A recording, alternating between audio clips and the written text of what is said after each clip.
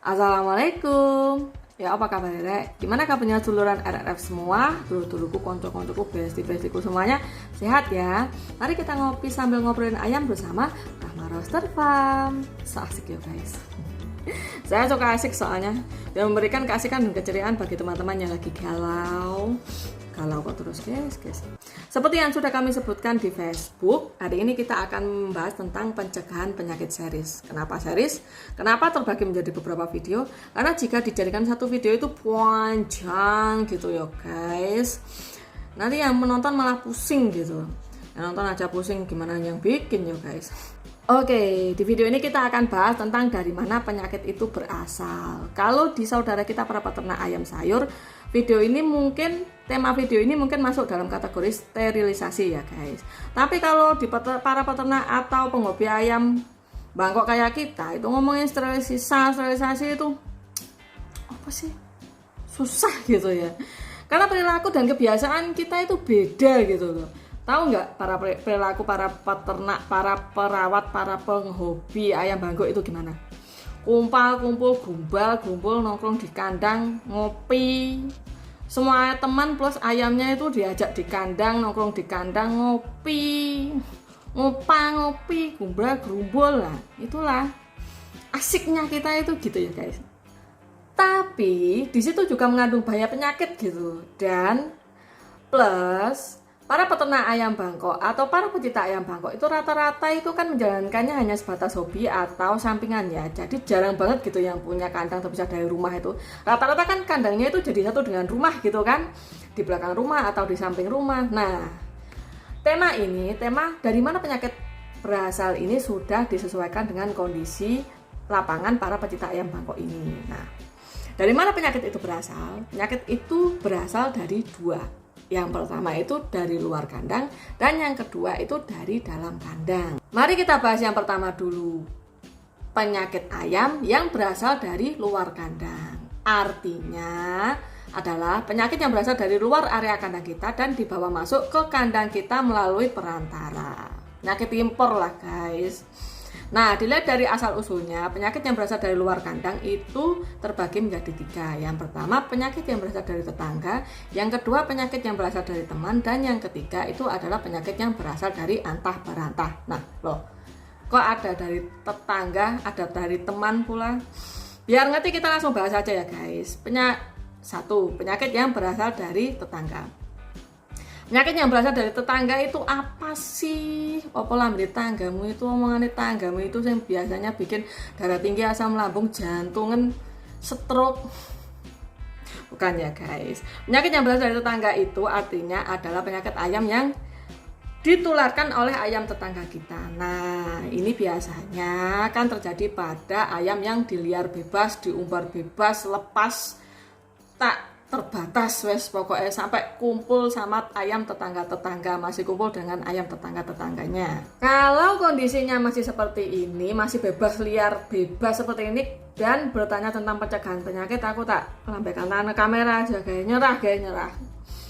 Karena meskipun sebagus-bagusnya pencegahan penyakit kita dari dalam, jika ayam masih bebas berinteraksi dengan ayam tetangga kita, maka jika ayam tetangga kita sakit, maka ayam kita akan mudah tertular. Ya kalau penyakit yang menyerang itu penyakit ringan, tinggal diobati kan. Dan yang daya tahan tubuhnya bagus itu kan pasti aman. Tapi gimana kalau yang menyerang itu penyakit ganas? Ya bablas lah guys. Solusinya ya tentu jangan diliar bebas, diliarnya cukup di kandang kita saja, cukup di pekarangan kita saja. Jika teman-teman belum punya rezeki untuk bikin kandang atau bikin minimal pagar mutar, untuk bikin pagar saja, itu teman-teman bisa pakai jaring tanaman. Jaring tanaman itu kan jaring pertanian itu kan padat ya. Jadi bisa mencegah ayam kita berinteraksi dengan ayam luar. Untuk pemasangannya teman-teman cukup bisa pakai pohon randu. Pohon randu itu kan mudah hidup ya, tinggal dipotong, diincepkan, ditanam itu kan langsung hidup. Nah, teman-teman mungkin cuma cukup biaya jaring tanaman sama kawat doang. Nah, selanjutnya penyakit yang berasal dari luar kandang yang kedua itu adalah penyakit yang berasal dari teman. Nah, siapa yang kerjaannya gerumbul-gerumbul di kandang? Aku. Itu obat dari segala stres ya nggak guys. Tapi ya tetap ya, syarat dan ketentuan berlaku. Kita semua itu temannya, jadi sesama teman itu saling menjaga. Bagikanlah keceriaan, bagikanlah kebahagiaan, bagikanlah rezeki, bagikanlah manfaat. Minimal bagikanlah kopi lah ya guys. Jangan bagi-bagi penyakit. Nah, oleh karena itu, agar kita saling menjaga sesama teman, maka tanamkanlah kesadaran ini dalam diri kita masing-masing. Bahwa jika kandang kita lagi terserang penyakit, ayam kita lagi banyak yang sakit, kandang kita lagi terserang penyakit, maka jangan nitipkan ayam kita meski terlihat ayam sehat ke kandang teman kita. Yang kedua, jangan mengikuti latihan bersama meski ayam terlihat masih sehat. Dan yang ketiga, jangan biarkan teman kita pegang-pegang ayam kita yang sedang sakit. Atau sebaliknya, setelah kita rawat ayam sakit, jangan main ke kandang teman kita lalu pegang ayam dia. Nah, ini nih masih banyak dilakukan dan berakibat fatal. Sebenarnya kita nggak bisa ya mendikte orang lain harus gini atau gitu itu. Jadi tanamkanlah ke dalam diri kita masing-masing, tanamkanlah kesadaran ke diri kita masing-masing bahwa kita itu punya teman dan teman itu harus kita jaga. Punya teman itu harus saling menjaga. Maka jika kandang kita terserang penyakit, jika ayam kita banyak yang sakit, maka jangan menitipkan ayam kita meskipun masih terlihat sehat ke kandang teman kita. Kenapa? Karena kita nggak tahu gitu ayam yang terlihat masih sehat itu sudah kemasukan penyakit apa belum. Karena penyakit masuk sampai muncul gejala penyakit itu butuh waktu. Dan jika ayam yang terlihat masih sehat itu ternyata sudah kemasukan penyakit, maka itu adalah sumber penyakit bagi kandang teman kita. Itu menjadi sumber musibah bagi kandang teman kita. Nah, maka itu jangan dilakukan. Bisa dimaklumi ya, mungkin maksudnya itu ingin menyelamatkan ayam yang tersisa agar tidak ludes semua gitu ya. Tapi ya jangan diungsikan ke kandang teman yang masih aktif. Jika ingin mengungsikan, ya ungsikanlah ke kandang yang kosong atau rumah kosong. Intinya yang nggak ada ayamnya, biar nggak jadi sumber penyakit, biar nggak jadi sumber penularan bagi ayam lainnya. Selanjutnya, jika kandang kita lagi terserang penyakit, jika ayam kita lagi banyak yang sakit, jangan mengikuti latihan bersama meski ayam terlihat masih sehat. Lagi-lagi, kita tidak bisa tahu apakah ayam yang terlihat masih sehat itu apakah sudah kemasukan penyakit apa belum. Jadi lebih baik kita istirahat total lah guys, daripada nanti jadi sumber penyakit, daripada nanti jadi sumber penularan bagi ayam teman-teman kita. Lalu kemudian selanjutnya, jika kandang kita terserang penyakit, jangan izinkan teman kita main ke kandang lalu pegang-pegang ayam yang sedang sakit. Atau sebaliknya, kita setelah habis rawat ayam sakit, jangan main ke kandang ayam kita lalu pegang-pegang ayam dia. Kenapa? Karena penyakit ayam itu bisa menempel di tangan kita, menempel di tangan, di badan, di pakaian. Itu penyakit itu bisa menempel guys. Tahu nggak sumber dari penularan penyakit itu apa? Semua jenis cairan lendir, darah yang keluar dari mulut, hidung, mata, itu semua sangat menular. Nah, biasanya ayam kalau sakit itu kan, kalau matanya berair atau hidungnya pilek atau muncul lendir itu biasanya kan digosok-gosok ke sayap gitu ya. Jadi sayap badannya itu ya mengandung penyakit. Nah, kita pegang gini kan, nah kita pegang, nah itu bisa menempel. Nah, bulunya itu akhirnya penyakit menempel ke tangan kita. Lalu pegangnya biasanya kan agak ke badan, nah menempel ke pakaian kita. Lalu saat kita mengobati biasanya kan ya kita pegang kepalanya, kita anggapkan, kita loloh. Nah itu tangan masuk ke mulut, kena lendir, mukanya, tangan kena mukanya. Nah itu penyakitnya itu menempel di tangan kita guys. Nah kita pegang ayam lain, kita pegang ayam sehat lain, nah itu ayam lain itu, ayam yang sehat itu otomatis ketularan penyakit. Nah kalau yang masuk itu jenis penyakit ringan, yang daya tahan tubuhnya bagus pasti aman kan. Tapi gimana kalau yang masuk itu jenis penyakit ganas? Ya 99% pasti tertular lah guys. Itulah kenapa penyakit itu dikasih embel-embel ganas. Nah mungkin ini juga bisa jadi bahan pertimbangan bagi Pak Bos para pelanggan kita. Halo Pak Bos yang kebetulan lagi nonton video ini, mungkin ini bisa jadi pertimbangan bagi Pak Bos ya, bahwa penyakit itu kan bisa menempel di tangan, di pakaian. Nah bagi Pak Bos kan biasanya punya perawat ayam ya, tapi kita kan nggak tahu aktivitas perawat ayam di luar kandang kita kan nggak pernah tahu. Nah mungkin bisa diterapkan prosedur sterilisasinya lebih bagus. Mungkin misalnya saat masuk ke area kandang itu diwajibkan mandi, ganti pakaian, ganti alas kaki yang disiapkan oleh kandang, dan wajib sterilisasi tangan, kuku.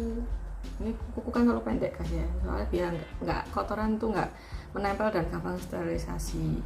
Tapi lebih bagus lagi jika perawat ayamnya sudah paham akan hal ini, sudah mengerti gitu loh. Jadi tanpa menerapkan prosedur ribet pun itu akan aman gitu, soalnya kan sudah paham. Jadi secara alami kan akan menghindari hal-hal ini ya, akan menghindari pegang-pegang sembarangan. Ini juga ya guys, ini juga menjadi salah satu alasan kenapa nggak semua orang itu diizinkan, nggak sembarangan orang diizinkan main ke kandang besar. Biasanya kan dibatasi siapa pengunjung, nggak boleh sembarangan orang masuk. Ya inilah karena kita tidak bisa memastikan keamanan, kesterilan setiap para pengunjung kandang itu. Jadi ya mohon dimaklumi. Selanjutnya penyakit yang berasal dari luar kandang yang ketiga itu adalah penyakit yang berasal dari antah berantah. Nah yang pertama tadi itu dari tetangga ya, yang kedua dari teman, yang ketiga ini dari antah berantah. Nah dari antah berantah itu gimana sih? Dari antah berantah itu artinya adalah dari tempat yang tidak bisa kita cek keamanannya, yang tidak bisa kita cek kandang asalnya itu lagi terjangkit penyakit, lagi terjadi wabah penyakit atau aman enggaknya itu nggak bisa kita cek. Karena kenapa? Ya berasal dari antah berantah itu tadi. Ayo tebak, ayam apa yang tidak bisa kita cek asal kandangnya? Ayam apa yang tidak bisa kita cek keamanannya karena tidak bisa kita cek asal kandangnya itu seperti apa, sehat atau jadi penyakit? Ayo ayam apa? Ayam online? Bisa lah kita cek lah guys, Sherlock, cek lokasi, langsung ke lokasi, cek kandangnya lah kita terjadi wabah penyakit apa enggak, sehat apa enggak. Nah kalau kandangnya jauh ya beli ya di peternak yang terpercaya lah guys. Kalau peternak terpercaya itu kan pasti jaga kualitas. Nah ayo ayam apa yang tidak bisa kita cek keamanannya, yang tidak bisa kita cek kandang aslinya? Ayam pasar. Betul. Kenapa ayam pasar? Karena siapa di sini yang pernah memanggil bakul rengkek saat kandangnya lagi terserang penyakit, atau pernah lihat temannya melakukan panggilan terhadap bakul rengkek agar untuk merengkekkan ayam-ayamnya yang masih tersisa agar jadi duit, agar tidak ludes semua? Nah, paham kan? Ayam yang asal kandang sehat dan ayam yang asal kandang sakit itu jika di pasar campur aduk jadi satu, nggak bisa dinilai, nggak bisa dipastikan keamanannya itu asalnya dari kandang sehat atau asalnya dari kandang sakit. Itu kan sudah campur aduk guys. Meskipun ayamnya masih terlihat sehat, belum tentu tidak kemasukan penyakit. Nah itu jadi untuk menghindarinya, jangan membawa unggas hidup atau mati ke dalam area kandang. Mengapa saya sebut unggas bukan ayam? Unggas itu berarti bebek, mentok, burung itu juga termasuk ya. Karena sesama unggas, karena sesama bangsa unggas, ada kesamaan genetik, jadi penyakitnya bisa saling ditularkan. Jangan membawa unggas hidup atau mati yang tidak jelas keamanannya ke area kandang. Hidup itu berarti ya hidup ya guys, kalau mati itu berarti daging. Nah, yang berupa daging ini terdengar sepele tapi sulit diterapkan. Kenapa? Karena rata-rata para pecinta atau peternak ayam bako itu kan kandangnya jadi satu dengan rumah ya, karena hanya melakukan ini sebagai sampingan atau hobi. Jadi kandangnya itu berada di belakang rumah tapi sampai rumah. Nah, sebagian kan juga ayamnya diliarkan kan, jadi ayamnya itu kan bebas kemana-mana, sebagian ada yang bebas karena diliarkan. Nah,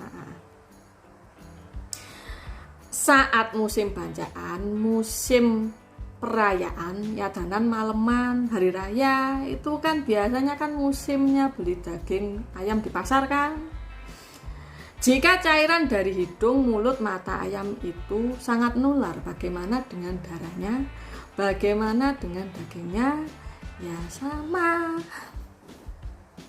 Nih guys ya, beli ayam di pasar satu kantong kresek gitu ya, disobek sek gitu kan, terus dituang di baskom, terus dicuci sampai bersih, baru dimasak sesuai selera gitu kan ya. Nah, saat tadi kita menyobek srek gitu kan ya, plastiknya itu dibuang kemana?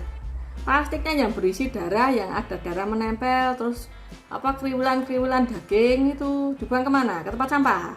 Terus tempat sampahnya bisa diakses ayam, bisa diakses ayammu, bisa ditutuli, dimakan ayamnya. Kriwilan daging plus darahnya itu. Terus pas tadi nyuci ayam itu, nyuci daging ayam itu, airnya buang kan, nah itu dibuang kemana? Bisa diakses ayamnya. Nah, jika yang menempel di tangan kita saat pegang ayam sakit itu aja bisa menular ke ayam lainnya ya, apalagi itu tadi bekas cucian, air cuciannya daging ayam yang kita beli di pasar tadi, atau bekas kreseknya tadi, jika masih bisa diakses ayam, nah itu bisa jadi sumber penyakit. Ini bukan berarti ayam yang berasal dari pasar itu pasti mengandung penyakit lah ya, ini bukan berarti seperti itu, tapi kita nggak pernah tahu.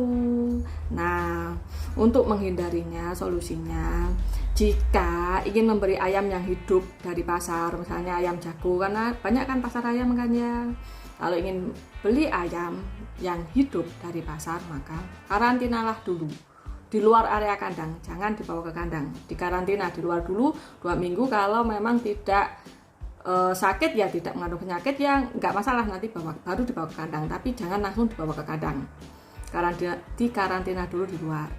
Dan jika ingin beli daging unggas dari pasar, maka pastikan sejak awal proses sampai akhir pemrosesan daging dari pasar itu tadi, alatnya, sampahnya, tempatnya, limbahnya itu jangan sampai bisa diakses oleh ayam kita. Nah, itu tadi adalah sumber-sumber penyakit dari luar kandang dan bagaimana cara kita mengatasinya. Gimana? Udah capek? Ya nonton aja capek, apalagi yang ngomong ya guys. Ada tukang pijat mulut enggak? Khawatirku saya itu salah urat mulut tuh gitu loh. Ngomong ngopi dulu guys. Nah, lalu gimana dengan penyakit yang berasal dari dalam kandang? Tadi yang dari luar kandang aja itu panjang banget ya. Bagaimana dengan yang berasal dari dalam kandang? Kalau saya pribadi itu punya keyakinan ya, setiap kandang, terutama kandang lama ya, kalau kandang baru itu relatif aman ya. Kalau kandang lama itu kayak seolah-olah punya kayak penyakit yang menghuni gitu. Jadi kayak dilihat dari 10 tahun terakhir riwayat kandang itu yang menyerang itu bisa kayak diteliti penyakitnya ya itu tok gitu. Tapi jika penyakitnya itu beragam sampai yang langka-langka saja bisa masuk, bisa terjadi di kandang, biasanya itu karena yang awal tadi penerapan pencegahan penyakit dari luar kandang itu tadi tidak diterapkan, atau penerapannya kurang, jadi penyakit dari luar itu bisa masuk, yang langka-langka juga bisa. Tapi kalau penerapan pencegahan penyakit dari luar kandang itu bagus, biasanya yang terjadi ya itu saja penyakitnya itu. Entah ya kok seolah kayak menghuni itu, kenapa? Dipicu lingkungan, entah cuaca atau keadaannya mendukung atau perilaku atau gimana. Dan jika penyakit yang sering menyerang kandang kita itu ada vaksinnya, lebih baik divaksin ya. Tapi kan tidak semua penyakit ayam itu ada vaksinnya, ya itulah masalahnya. Nah, penyakit yang berasal dari dalam kandang di mana sajakah itu, jadi kita bisa membasminya gitu loh. Kita bahas yang pertama ya, penyakit yang menempel di kandang. Penyakit yang menempel di kandang ini berarti penyakit yang menempel di kandang, entah itu kandang box atau kandang umbaran ya, terutama jika pernah ditempati oleh ayam sakit. Nah, jika ada ayam sakit, entah itu kita biarkan di situ atau kita pindah ke karantina, semua peralatan kandang, tempat, wadah pakan minum, peralatan perawatan, sepet, semuanya yang pernah bersentuhan dengan ayam sakit itu tertempelan penyakit. Itu tertempel penyakit di situ. Nah, itu wajib didesinfektan, wajib disterilkan. Jika tidak, maka akan jadi sumber penularan bagi ayam berikutnya. Meskipun tidak pernah dihuni oleh ayam sakit, pun harus tetap dijaga kebersihannya. Nah, yang kedua, penyakit yang berasal dari kurangnya kebersihan kandang. Nah, ini jadi bersihkan segala sesuatu yang mempunyai potensi untuk berkembang biaknya penyakit. Nah, ini misalnya kotoran yang menumpuk sampai cemur-cemur gitu. Nah, selain menyebabkan amonia yang menyebabkan ayam drop dan mudah terkena gangguan pernapasan, kotoran yang menumpuk itu juga bisa menjadi sumber berkembang biaknya bakteri. Nah, selain kotoran, mungkin yang perlu diperhatikan itu mungkin saluran pembuangan air ya, alias bakteren. Itu lebih baik ditutup saja. Nah, untuk kebersihan lainnya yang perlu diperhatikan, mungkin ini yang wajib itu kebersihan wadah pakan minum. Ini wajib dibersihkan, wajib rutin dibersihkan. Lalu berikutnya mungkin kalau ada sampah plastik, karet, pecahan kaca, pecahan botol kaca itu dibersihkan, atau apa jenisnya guntingan stiker. Biasanya punya usaha kan sekarang pakai stiker gitu ya, pojok-pojokannya itu guntingannya itu juga sama seperti kayak limbah karet kan. Itu dibersihkan, jangan sampai ada di area kandang, itu bisa mengganggu pencernaan. Nah, mungkin yang lainnya juga yang bisa diperhatikan itu sumber-sumber air menggenang ya, yang bisa jadi berkembang biaknya jentik-jentik nyamuk. Itu kan bisa jadi sarang nyamuk. Nah, bersihkan semuanya agar ayam kita aman. Nah, sumber penyakit yang ketiga itu bisa berasal dari air minum. Air minum ini wajib diganti setiap hari ya guys. Jangan sampai bau, apalagi dibiarkan gitu loh. Wah, malah katanya para peternak ayam sayur, teman kita para peternak ayam sayur itu katanya ada beberapa ya yang sharing, itu katanya penyakit ayam itu juga bisa berasal dari air. Nah, ini bagi teman-teman yang air sumurnya, air pipanya yang tidak layak, yang dicurigai tidak layak, ya bisa dilakukan sterilisasi lah ya. Tapi kalau kandang kita alhamdulillah sih aman gitu, karena air sumurnya kita masih di desa, jadi jarang nggak tercemar gitu ya, pencemarannya minim gitu ya. Tapi kalau teman-teman ingin melakukan sterilisasi air minum, lebih baik kalau untuk ayam bangkok ya, lebih baik jangan ditambahkan kimia lah guys, karena ayam bangkok itu kan dibutuhkan itu kan sehatnya kan, fitnya ya, usianya itu kan panjang ya. Jadi lebih baik kalau mau sterilisasi ya rebus saja gitu ya kan. Kalau direbus itu kan lebih aman gitu kan, tidak ada tambahan-tambahan kimia.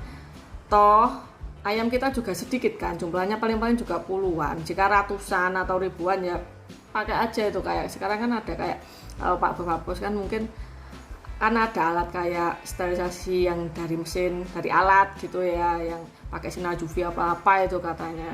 Ya itu lebih aman daripada penambahan kimia. Tapi kalau airnya aman ya nggak perlu diapa-apakan guys, cukup diganti setiap hari. Pastikan kebersihannya, pastikan juga kebersihan dari wadah minumnya. Lalu sumber penyakit ayam berikutnya itu adalah yang berasal dari pakan. Nah, ini hati-hati ya. Ini peringatannya, bisa diartikan peringatan silakan, diartikan perintah silakan. Ini kalau bisa dicatat ya. Ini hukumnya wajib soalnya. Yang pertama adalah jika pakan berjamur, buang. Entah itu fur, jagung atau apapun, jika berjamur itu buang. Kalau kutuan aja itu nggak masalah ya, kalau kutu itu nggak masalah. Tapi kalau jamur itu buang. Jadi pastikan periksa betul kelayakan pakan kita itu. Jadi kalau fur itu periksa benar ya dari baunya. Kalau sudah apalagi warnanya itu keabu-abuan, terus apalagi kalau sampai menggumpal itu langsung buang. Dan jagung juga gitu, kalau keabu-abuan, kalau kehitaman, ada jamurnya, itu udah buang. Semua segala pakan juga gitu. Karena jika ini terus diberikan ke ayam, nggak dibuang, nggak kamu buang, ini kamu berikan ke ayam kamu, itu nanti efeknya maka ayamnya akan keracunan. Jika tetap diberikan paling ringan, itu ayam akan drop, tembolok nggak turun lah, tapi itu berkepanjangan, nanti akan berkepanjangan, nanti nggak selesai sehari itu nggak. Jadi kayak kerusakan pencernaan gitu ya, kayak masalah pencernaan ya. Itu tahap ringannya. Tahap sedangnya livernya yang rusak, jadi livernya nanti akan rusak, lalu akan drop terus, akhirnya kematian. Tapi kalau tahap beratnya itu diberikan langsung dalam waktu 24 jam dia mati. Cirinya itu dia akan diare, tapi nggak ada kayak gejala penyakit kayak kotorannya sengir, itu nggak ada. Kotorannya tetap nggak berbau, tapi diare terus menerus, akhirnya dalam waktu 24 jam dia mati, kematian. Nah, itu adalah penyakit yang disebabkan oleh jamur pakan atau mycotoxin. Nah, itu jadi pakan berjamur itu benar-benar hati-hati ya. Buang, itu sangat membunuh, lebih membunuh dari penyakit malah. Tidak menular sih, tapi semua ayam yang dikasih pakan itu ya itu semuanya akan bermasalah. Dan itu nanti yang bermasalah semuanya akan bermasalah organnya, minimal itu ya. Organ itu kan pemulihannya itu sangat lama, dan jika parah itu kematian dalam 24 jam. Jadi pakan berjamur itu wajib dibuang. Nah, ini masih seputar pakan. Kalian tim pakan kering atau tim pakan basah? Nah, ini untuk pemakai pakan basah ya, perhatikan. Jika pakai pakan basah, wajib membersihkan wadah pakan setiap hari secara rutin dan buang makanan yang sudah basi. Nah, ini jangan menumpuk-numpuk pakanan, jangan menumpuk-numpuk pakan ayam yang basi dengan yang baru. Misalnya gini loh, maksudnya itu kan kita kasih pakan kan, biasanya kalau pakan basah itu apa, pur campur katul campur jagung giling gitu kan ya, duduk dari satu. Nah, kita kasihkan ayam piok gitu ya. Nah, itu jatah makan pagi kan, jatah makan pagi itu biasanya kan meskipun habis masih tersisa di pinggir-pinggiran gitu sedikit-sedikit ya, apalagi kalau nggak habis ya kan, sore kita bikin lagi, kita kasih lagi. Nah, pakan pagi ke sore, yang pagi itu sisanya kan sudah basi kan ya. Nah, kena pakan yang sore, kena pakan yang baru, nah ketumpuan pakan baru, nah besoknya lagi dikasih lagi, yok gitu kan ya, besoknya lagi dikasih gitu ya. Nah, itu sudah menumpuk berapa lapisan pakan lama. Nah, itu pakan yang kemarin nah, sudah basi nggak dicuci itu, nah itu bisa jadi sumber penyakit. Nah, ini kenapa ya teman-teman, saya bisa paham ya. Kalau teman-teman gini ya, ada yang konsultasi yang menyebutkan gejala ini, gejalanya itu kalau di analisa itu adalah gejala dari infeksi pencernaan atau diare putih aratan. Cirinya itu kotorannya putih, diare, baunya itu sengir. Hari pertama itu dia diare, badan panas tinggi, badannya misalnya merah ya. Lalu hari kedua itu lemas, karena diare itu tadi nggak doyan makan kan, minum terus tapi ayamnya. Lemas, kepala ditaruh di lantai, sudah lemas sekali, cairan tubuhnya sudah habis, mentok hari ketiga pasti mati. Nah, ini kematian biasanya seputar 3 hari, kotorannya sengir, badannya panas, temboloknya kembung. Nah, ini adalah ciri dari infeksi pencernaan atau diare putih aratan. Nah, jika ada teman yang konsultasi ini, saya pasti bertanya, sistem pakannya gimana? Pakan basah. Nah, karena ini, kenapa saya tanya begitu?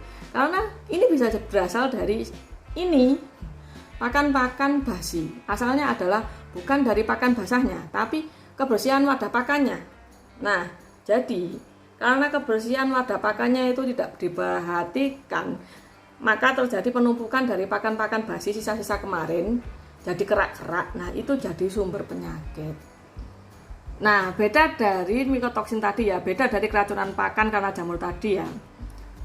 Diare putih aratan atau infeksi pencernaan yang berasal dari pakan basi itu sangat menular. Jadi biasanya penyebabnya, jika kalian terkena ini, penyebabnya ada 2.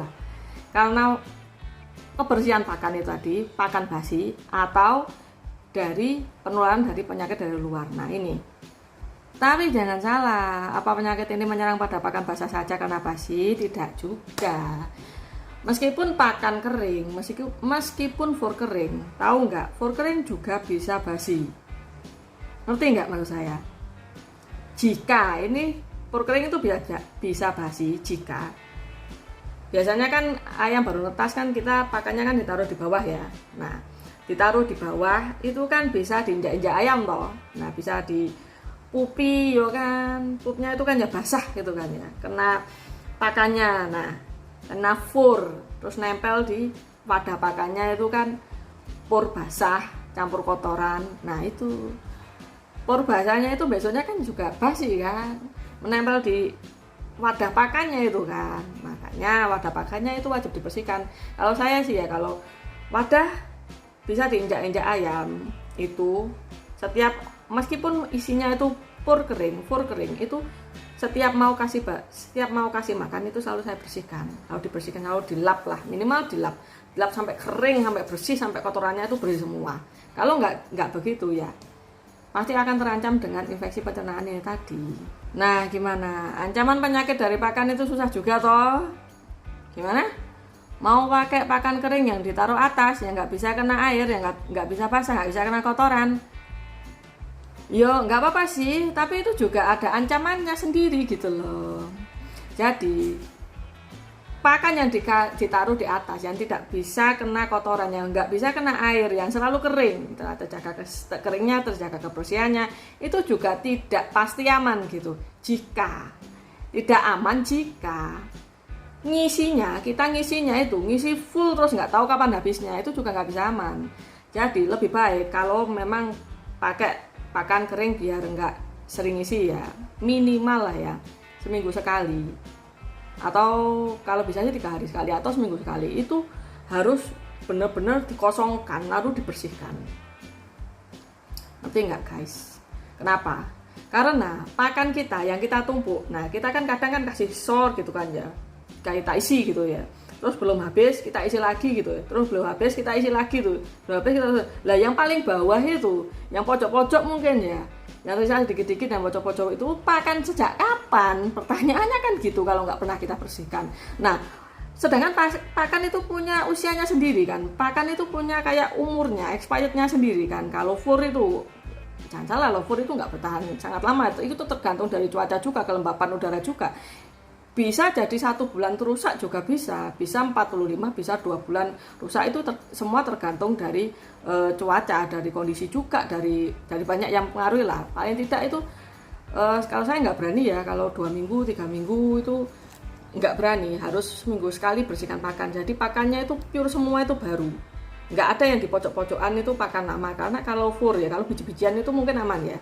Kalau biji-bijian mungkin dia rusaknya itu nunggu kena air ya kan, jadi jamuran. Tapi kalau fur itu kan ada masanya. Jadi kalau sampai dia tersisa sedikit-sedikit di pojokan, sedikit saja, terus nanti sedikit itu kemakan ayam, itu yang sedikit itu bisa penyakitnya itu mikotoksin tadi itu, pakan yang berjamur. Karena ya memang begitulah, fur itu ada masanya, kalau melebihi waktu juga dia akan rusak, berjamur. Nah itu, jangan samakan ayam kita, jangan samakan ayam-ayam kita, para ayam Bangkok ini dengan ayam sayur loh ya guys. Kalau ayam sayur itu kan makannya di los gitu kan, ada mesinnya, terus ngisi otomatis. Jangan samakan dengan ayam sayur. Ayam sayur itu usianya itu berapa? Usianya itu maksimal ya cuma 45 hari. Kalau sudah 45 hari kadang dibersihkan semuanya dibersihkan, pakan-pakan, wadah pakan semua dibersihkan. 45 hari fur masih bisa bertahan sampai 45 hari. Nah, ayam kita usianya tahunan coy. Jadi jika tidak kita perhatikan, maka pakan yang berbulan-bulan lalu bisa tertinggal di wadah pakan dan bisa jadi sumber penyakit. Jadi, selain menjaga kebersihan wadah pakan, kita juga wajib menjaga kualitas pakan. Dan jika pakannya itu basah, maka wadah pakan harus wajib dibersihkan setiap hari. Kasih makan secukupnya, kalau basi dibuang, wadah dibersihkan. Kalau pakan kering, pastikan tidak kena air atau kotoran atau pup ayam. Jika kena, maka wajib dibersihkan sampai bersih. Kalau pakan kering, Pakan kering juga harus dibersihkan setiap 3 hari sekali atau maksimal seminggu sekali lah ya. Pastikan semua pakan yang berada di wadah pakan itu baru semuanya. Selanjutnya, sumber penyakit yang besar dari dalam kandang yang kelima itu adalah sumber penyakit yang berasal dari penularan. Nah, jika cuaca buruk, ayam-ayam yang drop akan mudah sakit. Biasanya yang sakit itu sebenarnya cuma satu, tapi karena nggak tahu cara penanganannya jadi sakit sekandang. Nah, ini kita akan bahas di video selanjutnya. Karena jika dijelaskan di video ini itu nanti panjang loh guys, ini aja udah panjang kan ya, karena detailnya itu sangat banyak. Nah, gimana? Masih sering melakukan yang kita sebutkan tadi? Masih sering melakukan yang saya sebutkan tadi? Dan ini masih permulaan dari video pencegahan penyakit loh ya guys. Gimana dengan video-video selanjutnya? Ditunggu saja. Sampai jumpa di video-video selanjutnya. Semoga para sahabat RRF, semoga seluruh RRF sehat semua, bahagia semuanya. Selamat jumpa di video selanjutnya. Sampai jumpa.